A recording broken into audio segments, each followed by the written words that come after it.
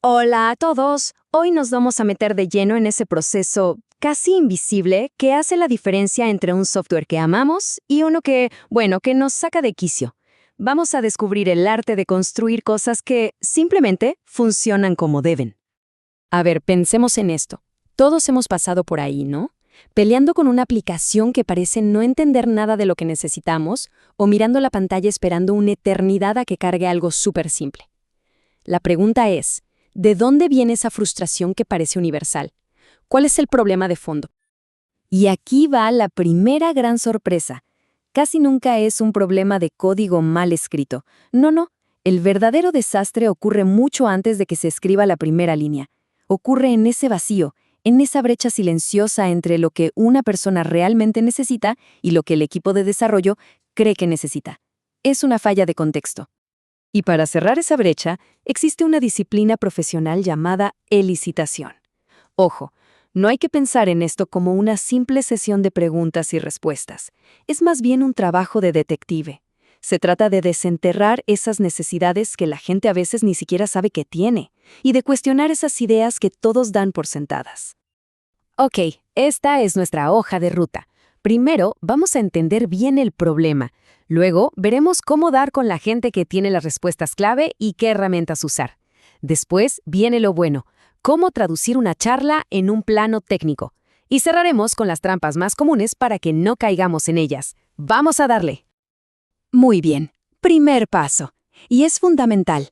Para poder construir la solución correcta, primero hay que hablar con la gente correcta. Y aquí va un secreto.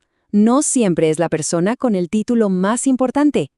A menudo, la información más valiosa la tiene quien está en la trinchera, quien vive el proceso todos los días.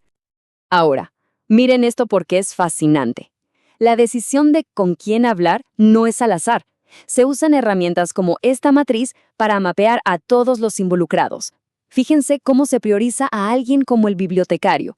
Tiene un impacto altísimo en el proceso y un interés altísimo en el proyecto. Esa persona es una mina de oro de información.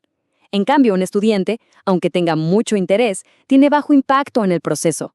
No hace falta una entrevista a fondo, pero sí mantenerlo informado. Es pura estrategia. Listo, ya sabemos con quién vamos a hablar. Ahora necesitamos un plan, porque, seamos claros, una buena entrevista no es una charla de café. Es una herramienta de precisión donde cada pregunta está diseñada para extraer un tipo específico de información. Y esta es la anatomía básica. Se empieza, por lo general, el contexto, para que la persona se sienta cómoda. Luego, se le pide que describa el camino feliz, el proceso ideal sin problemas. Y después, ¡pum!, aquí está la clave. Se pregunta por las excepciones. ¿Qué pasa cuando algo sale mal? Porque es ahí donde la mayoría de los sistemas se rompen. Y se termina buscando los dolores, esos puntos de frustración que son en realidad oportunidades de oro para mejorar.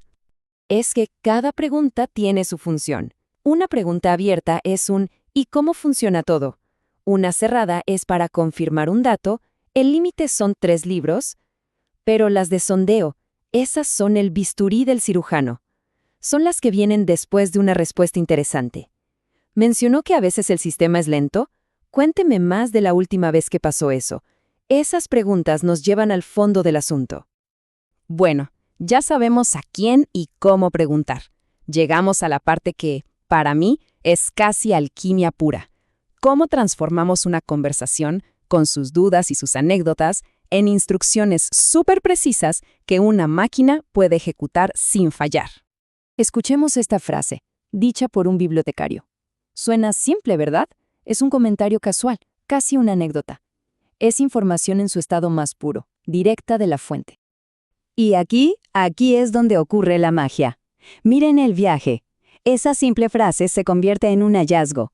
Hay distintos tipos de usuarios con distintas reglas. Ese hallazgo se traduce en un requerimiento funcional.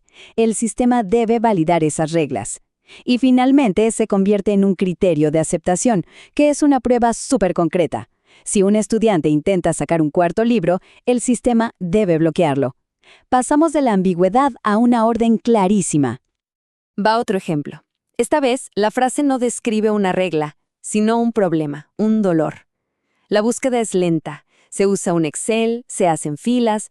Esto es una queja, es frustración en estado puro. Y miren cómo se procesa esto. La queja nos da un requerimiento no funcional. Esto es clave. No define qué hace el sistema, sino qué tan bien lo hace. En este caso, la búsqueda tiene que tardar menos de 2 segundos. Y el criterio de aceptación lo hace medible y demostrable. Sin esto, un desarrollador podría entregar una búsqueda que funciona así, pero que tarda 20 segundos y técnicamente habría cumplido, pero el problema de las filas seguiría ahí. Entonces, el punto de todo esto es crear una cadena de evidencia, una trazabilidad. Cada pequeña función del software se puede rastrear hasta una conversación real, a una necesidad verificada. Esto no es burocracia, es el seguro de vida del proyecto. Es lo que evita que los equipos construyan funciones que nadie necesita. Y ya para ir cerrando, hablemos de cómo cuidar este proceso. Porque, como en todo, hay trampas, errores comunes en los que cualquiera puede caer, incluso gente con mucha experiencia. Conocerlas es el primer paso para esquivarlas. Y aquí están 5 reglas de oro. 1. Siempre hay que validar. Lo que dice una persona hay que contrastarlo. 2. Las preguntas deben ser neutrales para no influir en la respuesta. 3. Y esto es crucial, hay que saber separar un «me gustaría que» de un «la regla dice que». 4. Simpleza, una sola pregunta a la vez para tener respuestas claras. Y 5. La regla de oro. Si un requerimiento no tiene una fuente clara, no es un requerimiento, es un rumor. Al final, todo se resume en esto. El rol del analista es ser un puente vital entre el mundo complejo y a veces caótico de las necesidades humanas y el mundo lógico y estructurado de la tecnología. Es quien se asegura de que la tecnología esté, de verdad, al servicio de las personas. Y les dejo con esta idea para reflexionar. Este método de preguntar, escuchar y traducir no es solo para hacer software. Pensemos en cualquier campo. La medicina, la educación, la gestión de una empresa. El problema complejo que nos rodea podría empezar a desenredarse si tan solo nos detuviéramos a aplicar este arte de hacer las preguntas correctas.